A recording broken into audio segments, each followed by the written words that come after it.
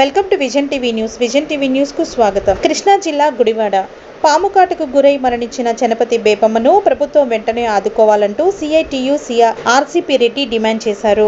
గత 20 ఏళ్లుగా out sourcing ఉద్యోగిగా విధులు నిర్వహిస్తున్న చనపతి బేబీ పాము కాటుకు గురై చనిపోవడం చాలా బాధాకరం. ఎప్పటిలాగే స్కూలు పనులు ముగించుకుని ఇంటికి వెళ్లిన చనపతి బేబమ్మ ఇంటి వద్ద వరదల చంద్రయ్య డ్రైన్ ఉండడం, ఆ కాలువ చుట్టూ చెత్త పేరుకుని పోయి అక్కడి నుండి వచ్చిన పాము బేబమ్మను కాటు వేసింది.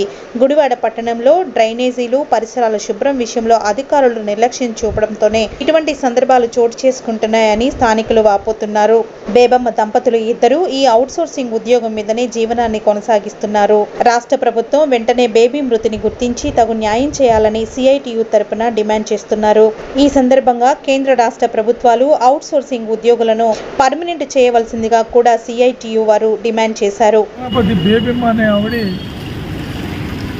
సుమారు 25 సంవత్సరాల నుంచి గుడివాడ కార్మిక నగర్లోని ఎలిమెంటరీ పాఠశాలలో ఆయాగా కాంట్రాక్ట్ అవుట్ సోర్సింగ్ ఉద్యోగం నిర్వహిస్తూ ఉంది.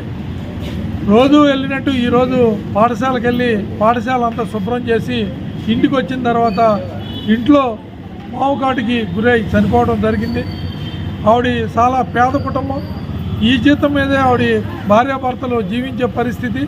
అది చంద్రయ్య కాలువ పక్కన ఆ ఇల్లు ఉంది. ఆ ఇంటి ముందు కాలువలో ఈ వర్షాలకి, అధిక వర్షాలకి కొట్టుకొచ్చిన చెత్త చెదారం బాగా పేరుకుపోయి ఉంది.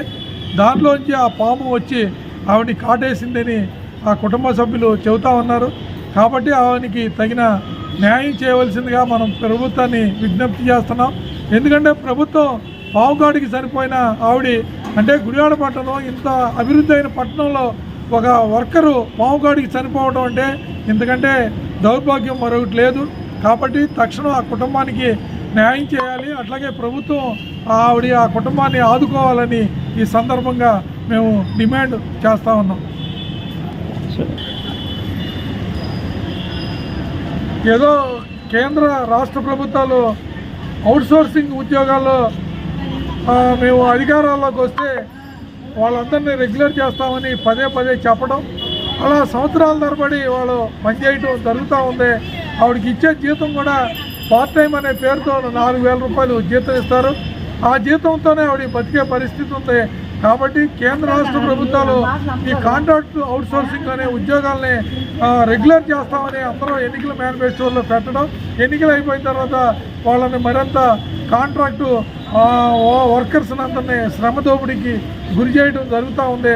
అందులో భాగమే ఇప్పుడు ఈరోజు మన సేనాపతి బేబమ్మ కూడా దాంట్లోకి చెందిన ఆవిడే. కాబట్టి ఆవిడకి ప్రభుత్వం తగిన న్యాయం చేయవలసిందిగా మేము ప్రభుత్వాన్ని డిమాండ్ చేస్తా ఉన్నాం.